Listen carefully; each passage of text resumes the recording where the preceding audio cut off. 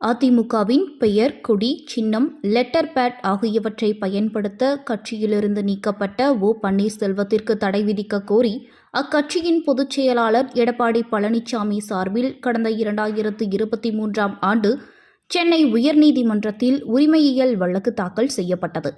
மனுவை விசாரித்த நீதிபதி என். சதீஷ்குமார் வழக்கில் பதிலளிக்க OPS தாமதப்படுத்துவதை சுட்டிக்காட்டி அதிமுகவின் பெயர், கொடி, சின்னம், லெட்டர் பேட் ஆகியவற்றை பயன்படுத்த ஓ. பன்னீர்செல்வத்திற்கு இடைக்கால தடை விதித்து உத்தரவிட்டிருந்தார். இந்நிலையில் இடைக்கால தடைக்காலம் முடிந்த நிலையில் தடையை நீட்டிக்க வேண்டாம் எனவும் வழக்கில் தீர்ப்பளிக்கும் வரை அவற்றை பயன்படுத்த மாட்டேன் என OPS தரப்பில் உத்தரவாதம் அளிக்கப்பட்டது.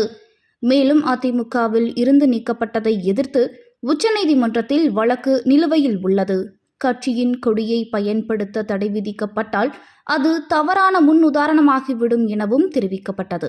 இதையடுத்து இருதரப்பு வாதங்களுக்கும் நிறைவடைந்த நிலையில் வழக்கின் தீர்ப்பை மார்ச் 12ஆம் தேதி ஒத்திவைத்தார். இந்நிலையில் இந்த வழக்கில் இன்று தீர்ப்பளித்த நீதிபதி சதீஷ்குமார் அதிமுகவின் பெயர், கொடி, சின்னம் ஆகியவற்றை பயன்படுத்த ஓ. பன்னீர்செல்வத்திற்கு தடை விதித்து தீர்ப்பளித்தார்.